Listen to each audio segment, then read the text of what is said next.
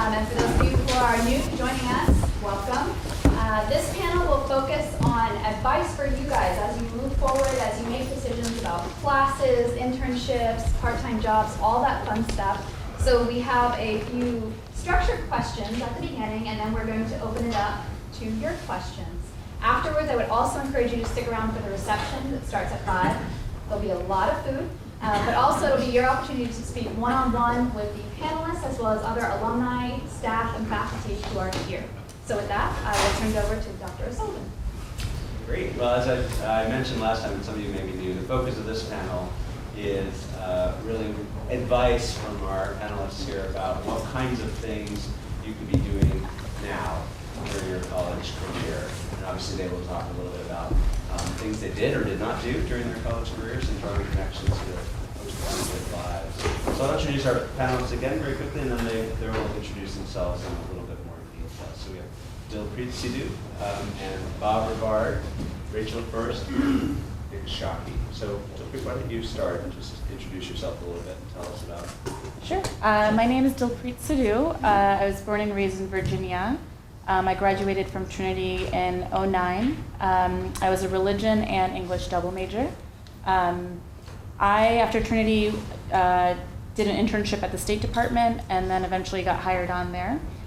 So working in the federal government. And I was with the State Department for about 7 years. And I held a couple different roles there. I worked on our U.S.'s foreign relations with India for a brief, 2 years. And then from there, I went on to work for who was then the Secretary of State, John Kerry. I traveled with him wherever he went around the world representing the United States. So I think with him, I went to about 30 different countries. So that was a really amazing experience. And then from there, I spent 2 years at the White House in the Obama administration working for the then National Security Advisor. Her name was Susan Rice at the time. And so then last year, at the end of the Obama administration, I went back to the State Department for a little bit and then decided to leave federal government altogether. I now work for city government. I work for the mayor of Los Angeles, and I'm director of international relations. So, yeah. You expect me to follow that? Next. I'm like, no, I'm not following that. My name's Robert Rivard, and I didn't get good grades in school. And that's why there's no Trinity something after my name. But I'm here because the last 6 people I've hired at my nonprofit enterprise are Trinity graduates. And since one of them has just told me about his life plans to go see the world, I basically am regarding today as a job fair. I find my next Trinity person. I'm the designated old guy on the panel. I've been around forever. I've been a journalist and a writer for 40 years professionally.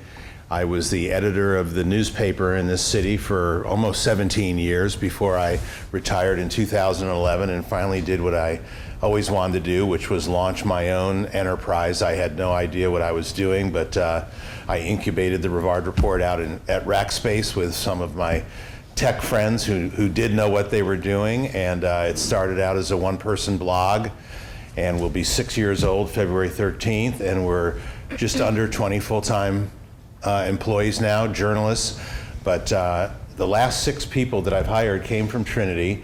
All of them are humanities graduates, including the 3 people, my chief operating officer, my advertising and marketing director, and my membership and events coordinator, who are all on, quote, the business team and didn't go to business school. And they're all wildly successful.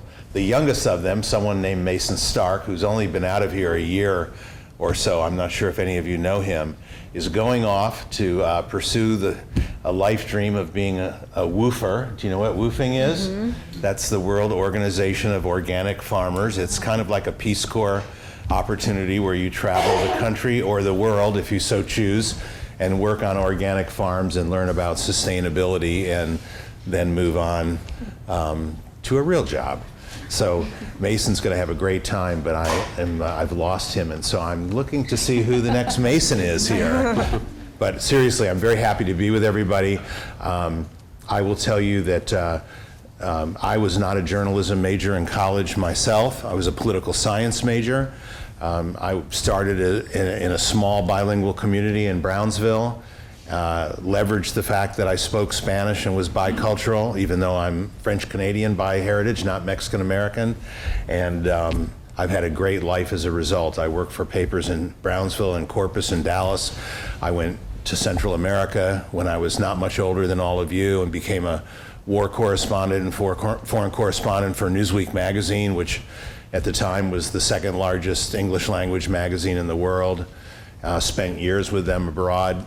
Eventually managed their bureaus all over the world for a number of years out of New York, and came back to Texas with my family when we had some young babies, and we made San Antonio our home and community. And ever since, I've been all in San Antonio. And out of all of that excitement and interesting experiences I've had in life, there's been nothing more empowering or satisfying than creating something out of nothing, which is the nonprofit enterprise that I run today. So happy to be with all of you. Every visit to a Trinity is a good visit. Oh, I have to follow up after that? I'm Rachel First. I graduated Trinity in 2009 with a degree in history and political science. I went into school, I loved history my whole life. Whitney's story from the last panel really hit home for me because it was like, yes, I love history, I want to do history. And I think by my junior year at Trinity, I was starting to wonder, what kind of job can I actually do with this? And that was when I heard about professional programs for policy students, like graduate programs that are professional and also academic. So I thought, oh, I'll just go into the policy world. You know, history and policy, relate a lot. So, and I also graduated in 2009, which was the worst economic year to graduate college. There were literally no jobs, and all of them said, you need a master's degree to do this job. But we did it. Yeah, we did it. Thank God it's over. So I went and got my master's degree in global policy studies at the LBJ School of Public Affairs at UT.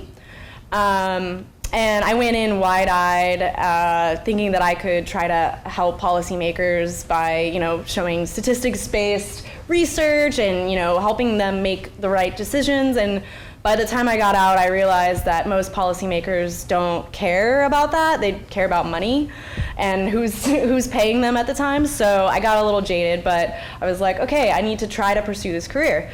So I took a huge risk and I moved to Washington, D.C. without a job or a place to live. Whoa. I mean, I had been trying to get a job for a while in D.C., but a lot of my friends who live there were like, just move here and network. So I got really lucky. I found a place to live within a week. I found a paid internship with Population Services International. They are a global nonprofit that they do social marketing for public health. So they focus on reproductive health and malaria in developing countries. I think they're in like 90 different countries.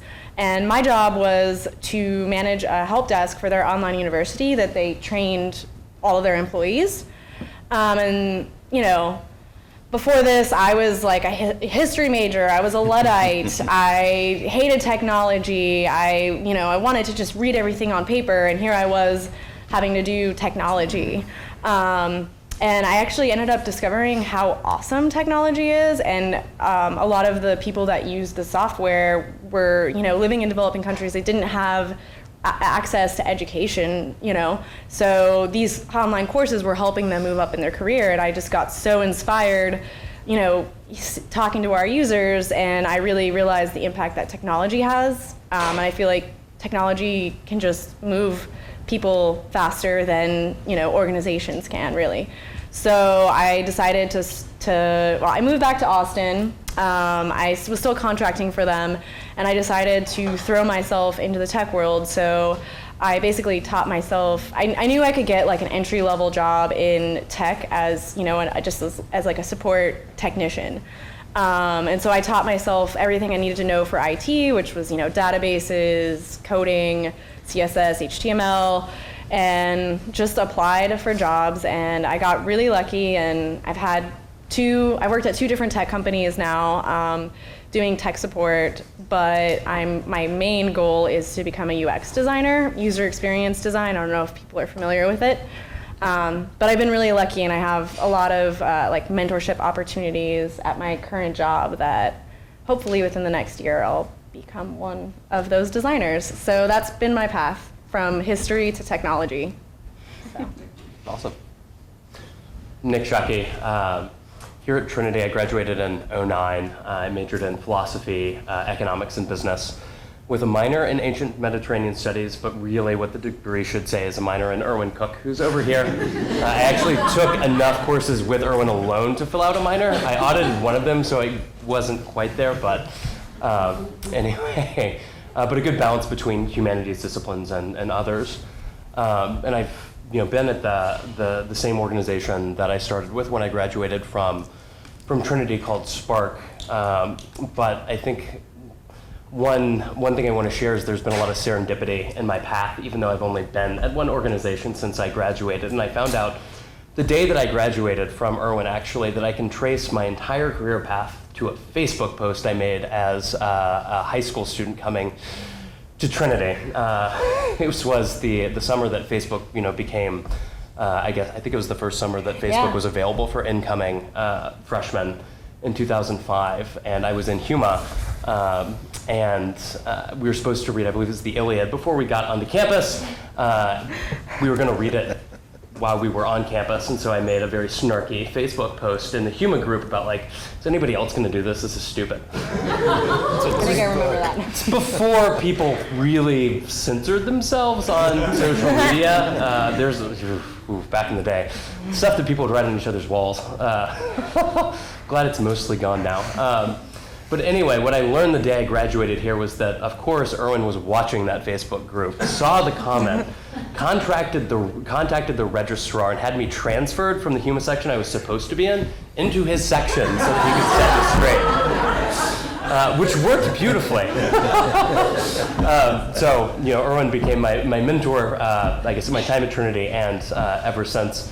From first stepping foot in that classroom, but it's also directly responsible for my career path because the other professor he was co-teaching Huma with, Dr. Fisher, taught a summer program at Oxford in the UK that I ended up going over to, and while I was going over to Europe for that program this summer after my freshman year, I had some downtime in a hotel room in Paris where I was sort of taking a side trip before starting.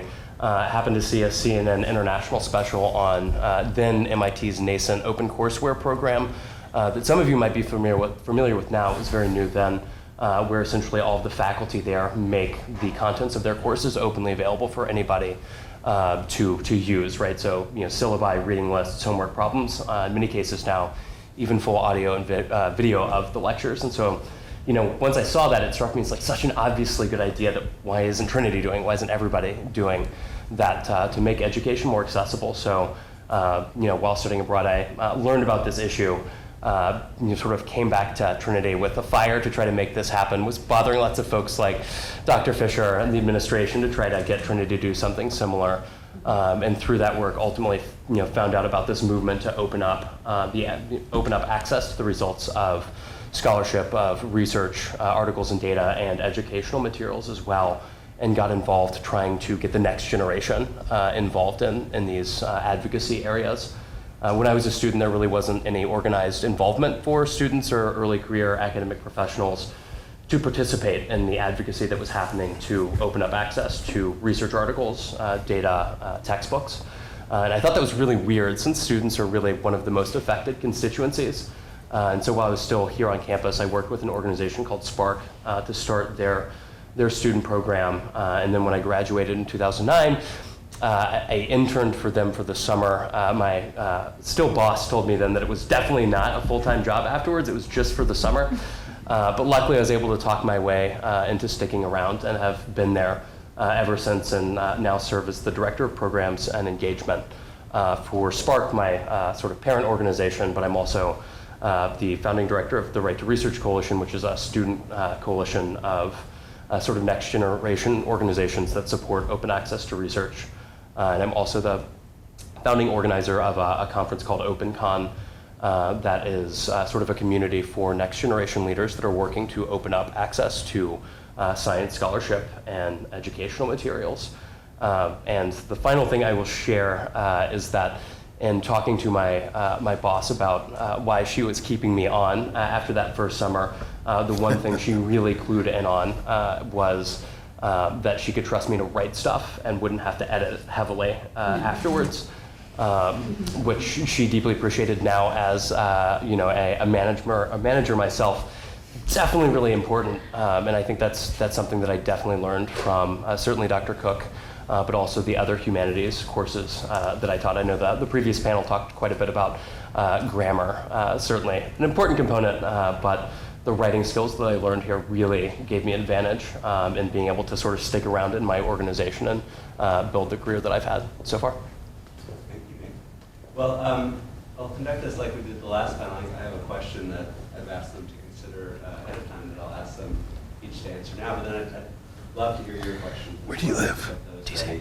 DC? Well. Yeah. So actually, Nick just sort of started to answer, which is, what would each of you say is the kind of thread you could draw between some of the humanities coursework you did as an undergraduate and the work you do today, or if that doesn't appeal to you as a question to answer, what do you say that would you say the value is of humanities and humanities related work in the work that you do today? So just brief about start. Yeah, picking up on a lot of themes that were already talked about in the last session, written and verbal communication. It's really surprising in the workplace that you find that people don't really know how to express themselves clearly, succinctly, persuasively. And so, especially being a religion, an English major particularly, having to write papers as painful as it was, and I was actually just at the library and PTSD of procrastinating papers and staying up all night to write them. As painful as that process is, you're going to reap benefits of it for the rest of your lifetime because you've done the hard work to learn how to write. The other thing that's also was touched upon in the earlier panel, self-awareness and emotional intelligence. That's kind of what they were talking about, where you have some people that are glued to their phones and they don't know how to make eye contact, they don't know how to interact with people that are older, that are younger, with your peers laterally.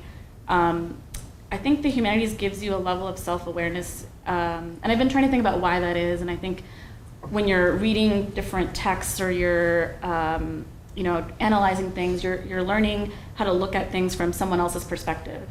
And when you're doing an engineering degree or something that's more technical, you don't get that opportunity. So the humanities really allows you to look at things in different ways and develop those critical thinking skills, and then think about, how do I fit in this? And then when you're in the workplace, you can think about, all right, this is the structure of this organization. Where do I fit in? Where does it make sense for me to contribute? Where does it make sense for me to observe and watch and learn? And so I think for me, it's communication and then self-awareness that I really felt like that I learned from my education at Trinity. Yeah, I have a slightly different perspective. There's 60,000 self-identifying college students in our city, and how many of them are at Trinity? 2,000 plus, and this is the only place I prospect for writers. I mean, that tells you something. It seems pretty remarkable that regardless of what your major is, people seem to come out of this university with the ability to write and to good writing starts with good thinking. I mean, if you're an organized thinker, you're going to be an organized writer, or you're going to be an articulate speaker.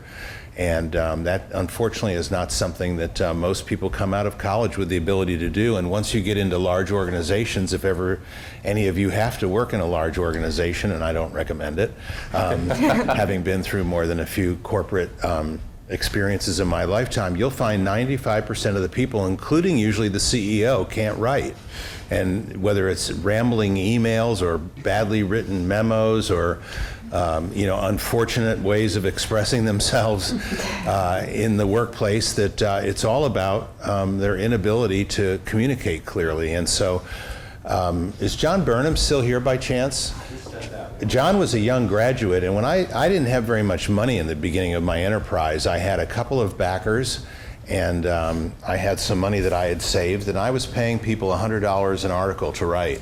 And I met John. He was one of my first freelance writers, and I remember telling him at the time, you're not going to make a lot of money with me, but I'm going to open a lot of doors in the community for you. And one of the first stories that John wrote was about a Rackspace co-founder named Morris Miller, one of the 5 founding members, who started, did he go to Trinity? I don't know, but he's from here. He's now the founder of a company called Xenon, which builds these these microbe sapping robots that hospitals all over the world are adapting to try to fight infection.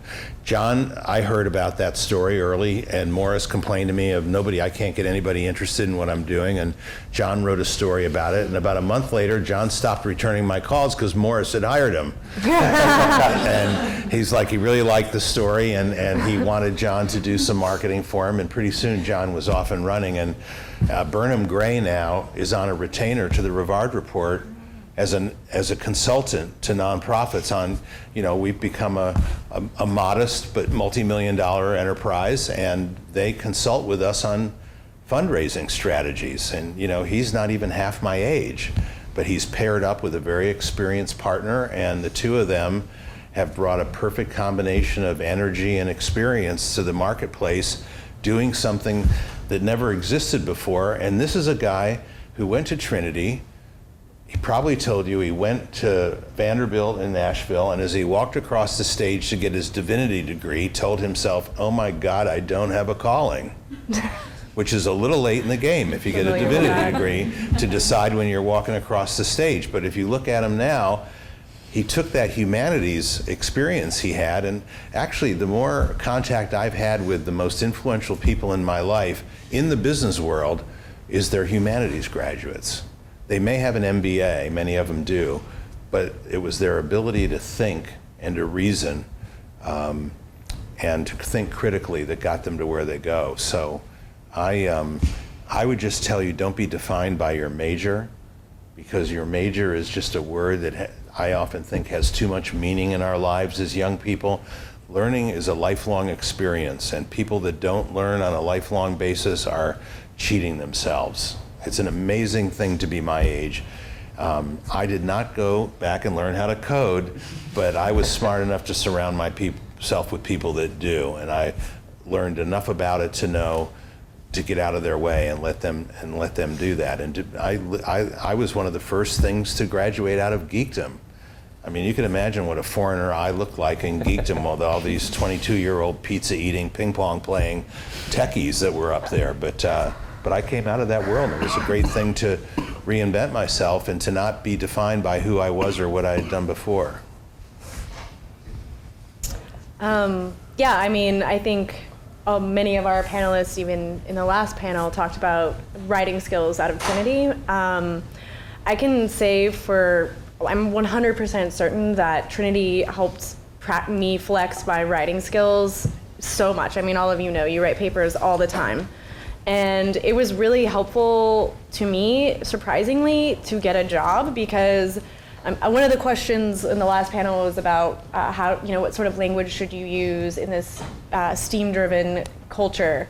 Actually, I wanted to comment on it because I really, as we discussed job applications, a company will get hundreds, maybe thousands of applications, and they're literally just scanning through there.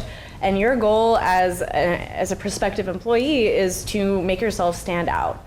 And I really feel like you can do that in your cover letter, you can do that in your resume, and it's a fine line of showing that you're capable of thinking and problem solving and that you're professional, but also showing that you have personality and passion. And I feel like the skills that you've learned at Trinity can really help you, even just get a job, get your foot in the door by writing really good, solid resumes and cover letters. And then, that goes even further into your work life. In my current role, I have a highly technical job, and my job is to help our system administrators, who probably have more technical knowledge than I do, solve their problems with our applications. And, I'd say 65-70% of the job is very technical. I have to figure out what the problem is. I have to solve it.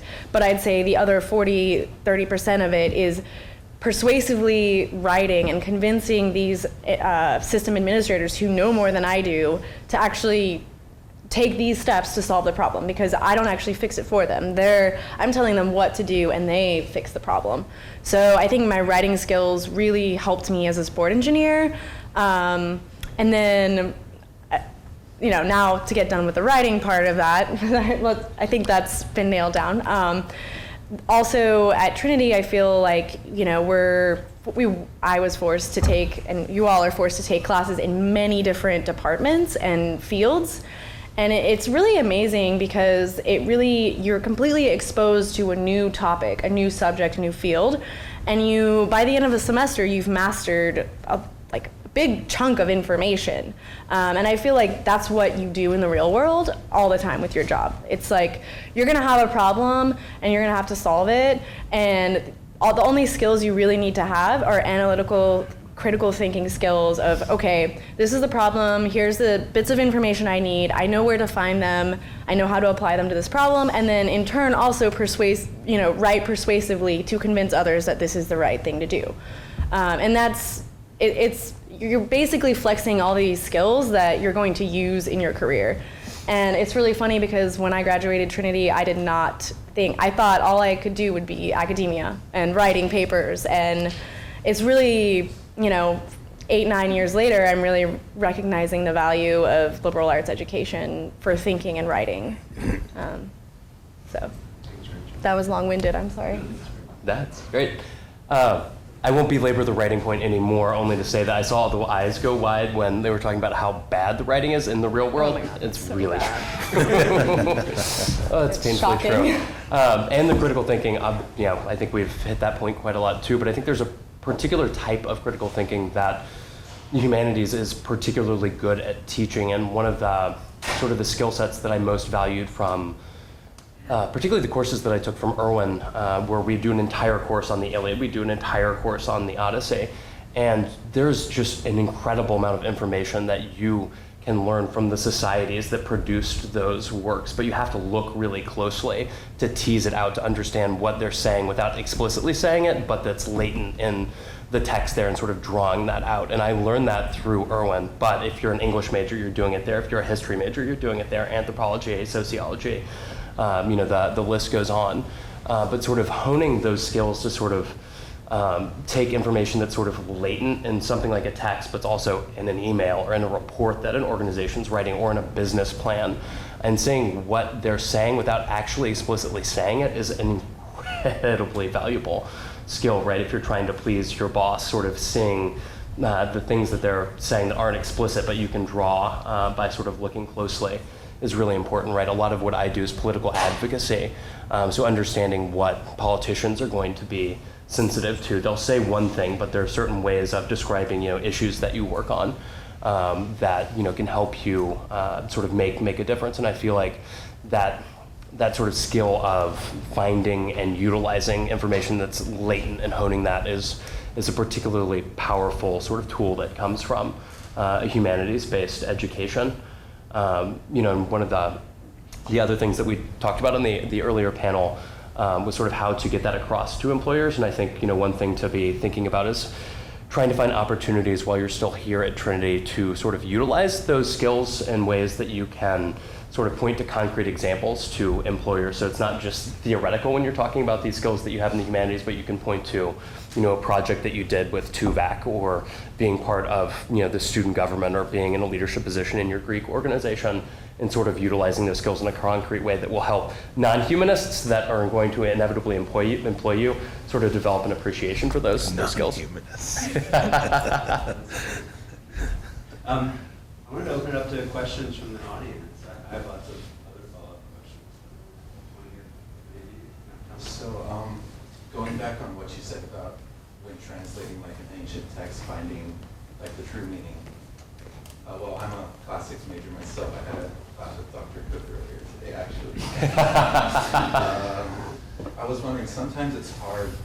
It's easy to lose track of like doing that, and you're just translating it because that's what you're supposed to do. So, what's some advice for keeping in that mindset when there's other people, like your mother, telling you, "Oh, what about engineering? Have you thought about it?" So, like, what's some advice when they're telling you, like, know exactly what you want to do, but you're like, "I really like this." I don't know. Advice for not like straying too much from that. Yeah, I feel like all the things that I'm saying are much clearer in hindsight, right? Like when I was in Dr. Cook's class, I was like, this is great. I'm going to know how to talk to politicians. No. So I don't know that I think certainly Dr. Cook or your professors know the sort of longer term applications that you can translate, and I don't know that I saw it as directly when I was in that position, but I think what has been said in terms of like learning to learn really is a critical piece. And there are tons and tons of business consultant type articles about how flexibility is like the new thing. And that's, I think, what humanities background gives you, right? Is if you sort of have that critical thinking, if you understand how to sort of teach yourself and break down these problems and analyze texts, that gives you a flexibility that is really, really attractive to employers. And you can find, dozens of Harvard Business Review articles about how this is important. And, I think try to use some of that stuff to point to be like, it may not seem applicable, but I like, the sort of intellectual ideas that I'm cutting my teeth on will give me a skill set that will serve me for the rest of my life, so that I'm not just, a business consultant or an accountant. And I say that thinking that I was going to be a business consultant when I was my senior year. That's what I thought I was going to do. I'm not trying to throw too much shade at them, but I think that flexibility is really essential in the current sort of economic climate that sort of reduces your risk as throughout your career if you can be adaptable. And now as somebody that needs to hire people, one of the things I look for is flexibility, because what I need them to do right now isn't probably what I'm going to want them to do, a year or 2 years from now. And if I can get one person that I'm reasonably confident can evolve and adapt to those things, that's a much better place to be than be like, I'm going to get you for now, but I'm probably going to have to lay you off because you only do this one thing. I think too, something that I would be doing right now is just kind of thinking about what you're passionate about in terms of what you're studying, and kind of think about what about those things am I passionate about. I remember, I was a political science major, and I really loved studying like governments, world systems, how like politics works, how all these global and economic systems work. And I think I've realized that a lot of what I like is to study systems, and now I've been able to apply that to technology, because it's pretty much the same thing, just studying a system, figuring out how something works, and then you can just solve problems from there. So I would just think about what you're passionate about in specific, and then also meeting people that are outside of your age, your race, your gender, like just diversify your friend groups and the people you interact with, because I feel like you'll really learn just different paths that people have taken, and you might be surprised to find a new path based off of your passions once you hear other people's stories and paths. So. I've never read a book that started with the sentence, "I did what my mother told me." Nobody ever got to the end of the race thinking that was the most important. I couldn't agree with you more about following your passion. And when you're young, you have time to experiment. And the longer you wait, if you don't follow your passions, the harder it's going to be to fix it. And you will reach a moment in your life of crisis where you'll realize, I did what somebody else wanted me to do, not what I wanted to do, and now I'm in crisis. And so follow your passions, and there's plenty of opportunity along the way to think practically, but do what you really care about in the world. I'll just quickly add to something Rachel said about getting to know what else is out there. One thing I wish I had done a little more of when I was at Trinity and after graduating was what people call informational interviews. Where basically you just say, hey, like what you do is so interesting, can you just tell me what you do? Just to broaden your scope, because I think I didn't even know what foreign policy was, frankly, when I was an undergrad, and I would never have thought that I would work in this field, and now I love it, and I can now draw, a dotted line to what I studied and why it makes sense for me, and it's my passion now. But I think had I been more exposed to different career paths, I would have, I think, dabbled a little more and taken a little more risks when I was a little bit younger. So, when people use the word networking, I never understood what that meant. I also felt like it was so awkward to go up to someone and talk to them. And I think networking sometimes gets talked about as being transactional, like you're trying to ask someone for something. And it doesn't have to be transactional. It's just information gathering. You're just learning about other options out there. What else is someone doing? And just listening to what they're doing. I'm fascinated about their work now, and that's all it is. And I really recommend doing that at this stage. And you're lucky because you get to say, hey, I'm a student, I'm about to graduate, I'm trying to figure out my career, and people would love to talk to you guys about what they do. Other questions out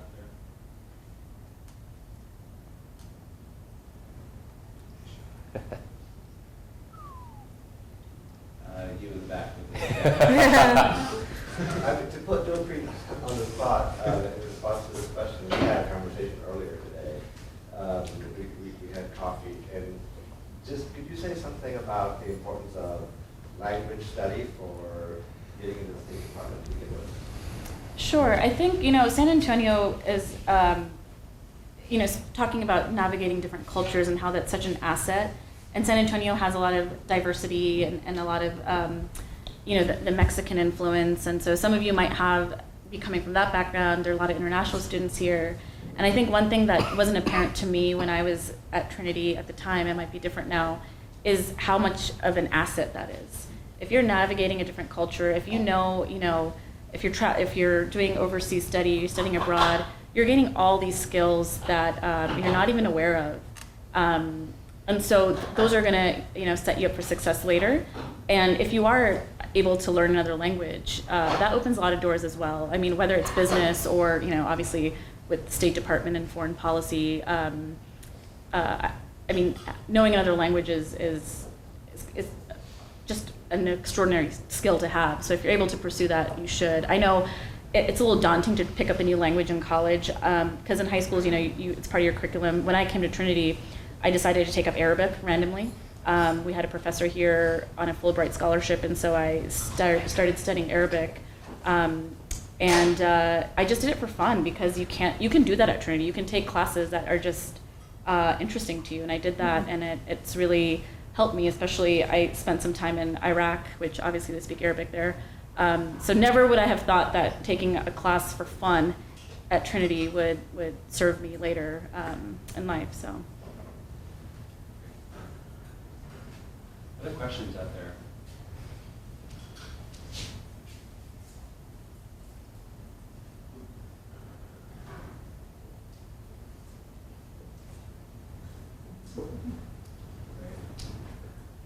All right. Well, what's one thing you regret about either your time in college? Are you on the spot? No regrets. No, I'm just kidding. I can start. I know Okay. a big regret, and I don't know if this is just, in college you have so much time.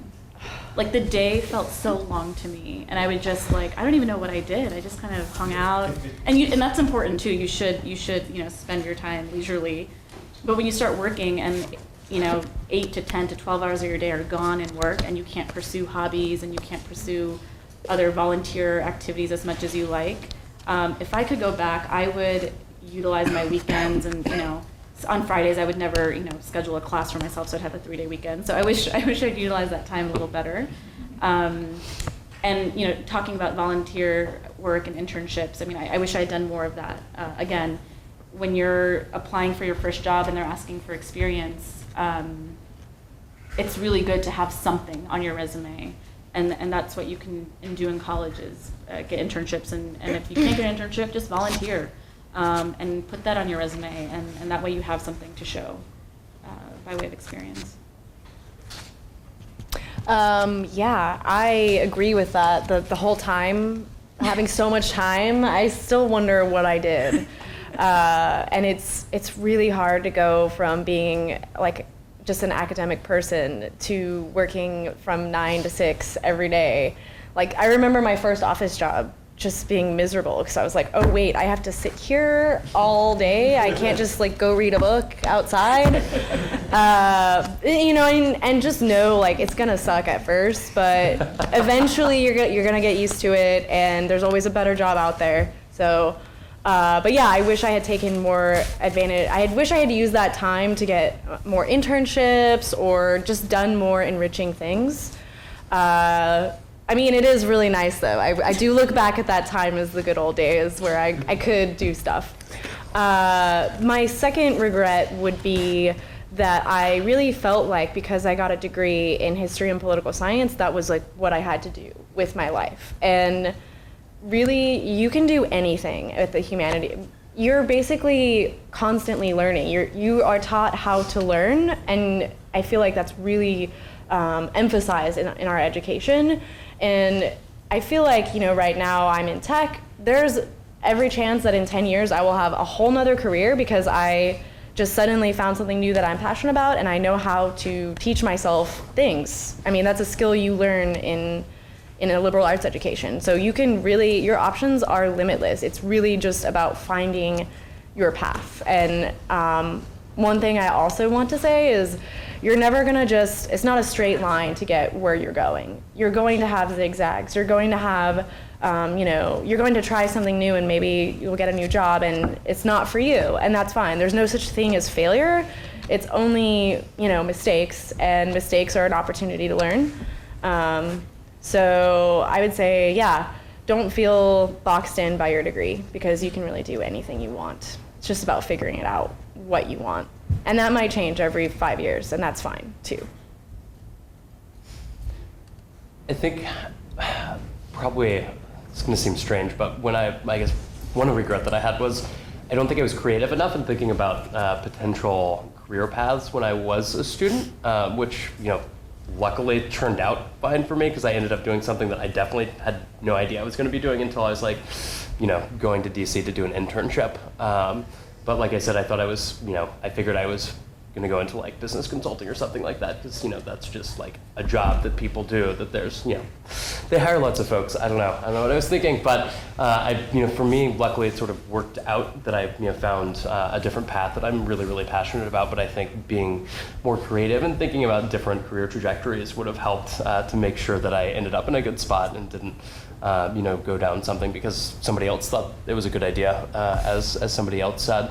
And I think, if I could add to something that was said earlier, networking is certainly important, but another way to get a lot of the values of networking without actually feeling like you have to do networking is just find things that you're passionate about, causes that you care deeply about, areas that you're interested in, and find the people that are doing work there, the leading organizations that are in that space or people that are just active there, and just start talking to them, find out if there are ways to, volunteer and get involved, with those, causes or with, that field of study, with a potential advisor, things like that, and just sort of put yourself out there in, areas, that you're already passionate about.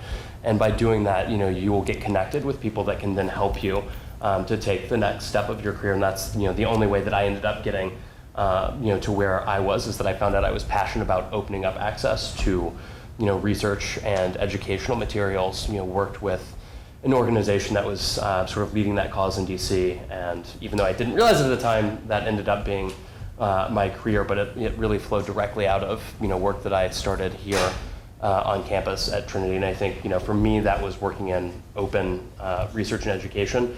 But for any of you, that could be a particular area of your discipline that you're really passionate about, and you can find people in the scholarly societies in your discipline that are working in that area and start conversations, or maybe it's other nonprofit groups or other applications of what you're learning or the extracurricular activities that you're involved in, but sort of finding different and diverse ways to sort of put yourself out there and make connections with others by doing things is a really way to sort of diversify the different potential trajectories that you have. So, maybe if one career path doesn't work out, you have connections from doing something else that you can leverage.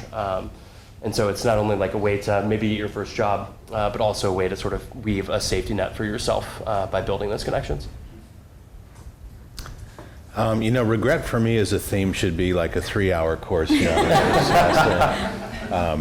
But something you said really, I wish I could remember the exact 2 words, but it was like active conversations or something to engage in with people. But I think all of you should interview for jobs that you have no intention of ever taking or might not be qualified for. And I'll tell you why. I call them auditions. And you should ask yourself, how good are you really at that? How much experience have you had at that? How will you deal with somebody who's interviewing people for a job who only talks about himself? And so that you don't end up walking out of the room going, I just lost my opportunity. That guy never shut up, didn't ask me who I was, I didn't get to make my case. How do you do? You know, when somebody asks you questions that weren't questions you anticipated and that kind of come at you like a curveball and surprise you and just sort of, you know, tell me about your childhood or whatever, and you weren't ready for that and you didn't do well. So I would really advise you to take every opportunity you have to go into situations, particularly where situations where your comfort level or your confidence level is not as high as it should be, and get good at it. And then when the opportunity comes along about, you know, for something that really does matter a great deal to you, a place you really want to work at, somebody that you really want to work for, you're good at what you do, and you don't walk out of the room saying, God, I talked too long about myself being on the basketball team, you know, or whatever it is that you did that didn't really turn out to be apropos to the situation. So go audition and go to jobs that you'll be really confident when you go in and you say to yourself, I'm going to do my best, but I'm walking out of here knowing I'm not going to work for this guy or this company. It's actually a very good experience. Thank you. Any other questions out there? This is a quiet crowd. Asked more earlier. It isn't like Friday evening before happy hour or anything, is it? Yeah. I've been trying to put this together to verbalize it, and I'm not sure if it's that clear, but you talk about some of you talk about being in fields that you didn't really quite imagine yourself being in, and I was wondering if you could give an example from your present job or a former job where you had this problem and you were able to draw on your humanities experience in a way that maybe your other colleagues weren't able to draw on because they didn't have that background, you know, whether it was the way you presented yourself orally or in the written form or the way you were thinking about a problem? Some war stories. Well, I'll give you a war story right here from the home front, and that is what I experienced as a journalist who was at the height of what I wanted to do, which was to be the editor of a metro newspaper in America that was really considered one of the very worst papers in the country when I took over, and it had been owned by Rupert Murdoch, who, you know, is sort of the dark beast of journalism for a lot of us, and the company that bought it from him I had been working for, and it was an opportunity to build in one of the most interesting regional cities in America. Particularly for me, I had a long background in Latin America, to build this good newspaper, and we did build it over a decade. It was just a remarkable run, and then along came that recession you talked about, and of course the newspaper industry itself, like so many businesses, was highly disrupted by the internet, they slowly started to die.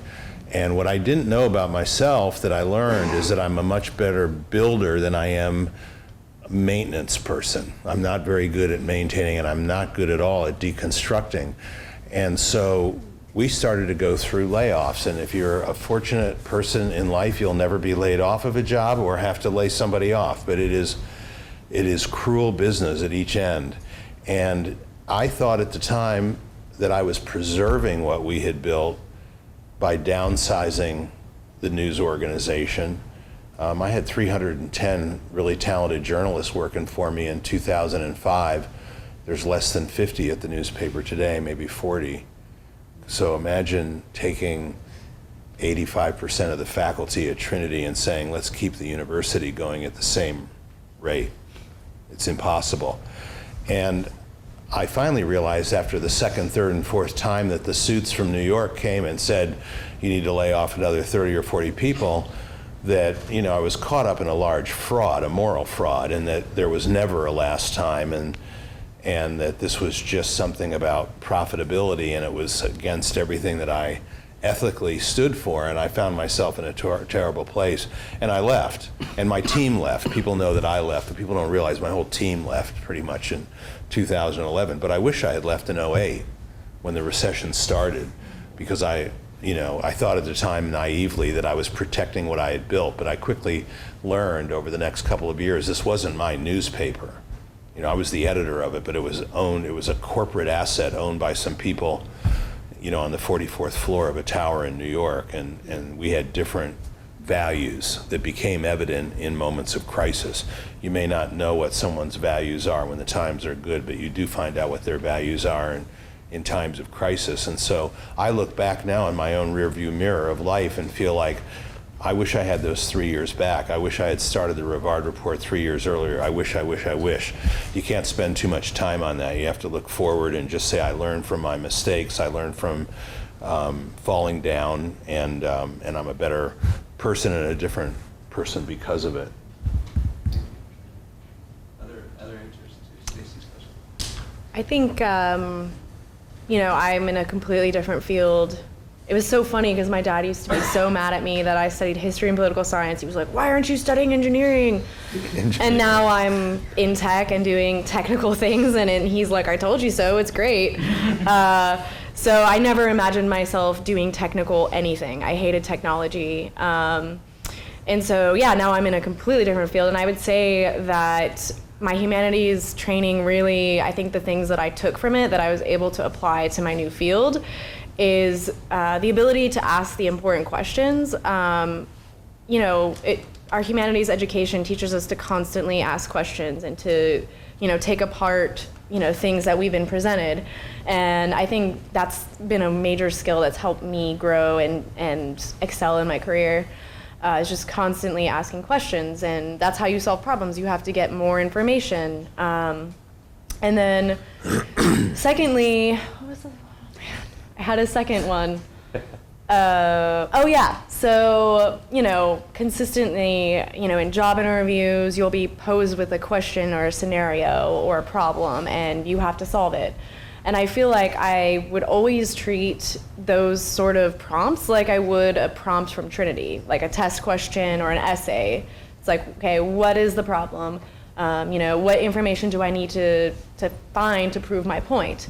And, just the ability to think on the spot and really take apart questions and provide an analytically framed response is definitely something I still use every day. So.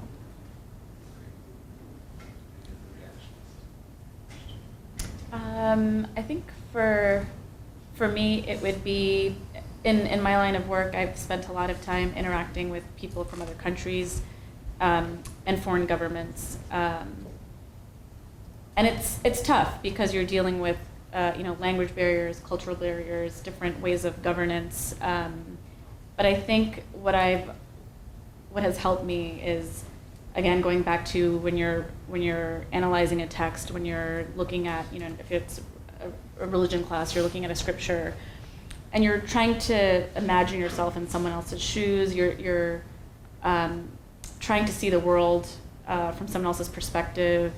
I think that's been really beneficial for me personally, because you're not always going to agree with someone, but I think the humanities gives you a level of humanity and empathy that some other majors, that's not really in the forefront. And so engaging with other cultures, and it doesn't have to be a foreign culture, it could be here in San Antonio, and you're dealing with someone that thinks differently or feels differently. But I think the humanities does give you a set of tools and how to engage with someone and how to put yourself in their shoes and see things from a different perspective.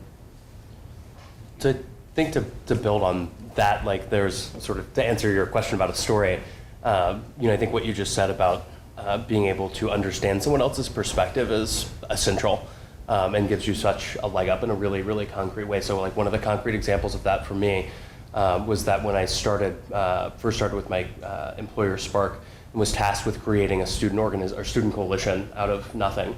I think the only way that I was able to be successful in that was sort of looking at the target organizations that I wanted to support the work that we did, and seeing about what they cared about, and then tailoring the way that I talked about our issue to what they're interested in. Right. So for the National Association of Graduate and Professional Students, it was the way that the cost of educational materials or access to research drives up the cost of higher education. Or for medical students, it was the very real life or death consequences of doctors not being able to get access to the research literature. And replicating that with all the other organizations that I was trying to get to join. And ultimately, we were successful in being able to get about 100 student organizations that represent about 7 million students in over 100 countries to join sort of wash, rinse, and repeating that, that sort of method. And now I'm sort of, in some ways, on the other end in another program that I run called OpenCon. We run an application process for this program to get sort of the best and brightest sort of early career leaders that are interested in opening up research and education. This past year we got about 13,000 applications from 178 countries to attend, and that's given me a really interesting perspective on how to choose people, because it's really, really difficult.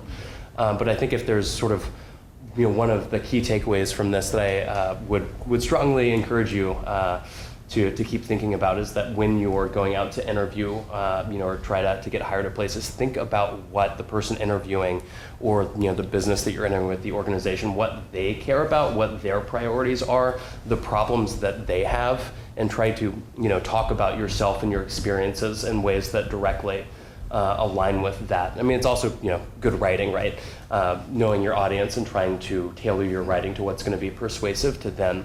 And that's something that you build in spades and in humanities, but something that I think you should keep front of mind when you're interviewing or when you're trying to start a career. Don't sort of lose sight of those things that are really powerful tools that you learned in humanities. But when you're doing things like interviews, you don't immediately think that that's a skill that you can bring to bear. But it really is. We're nearing the end of this time, so again, I wanted to give you a little signpost of what's to come.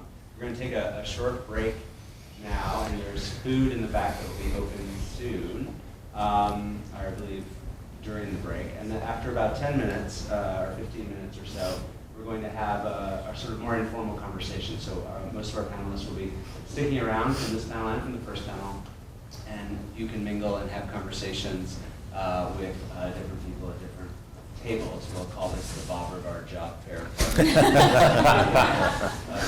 So but before we do that, before we break, could you please join me in thanking our panelists?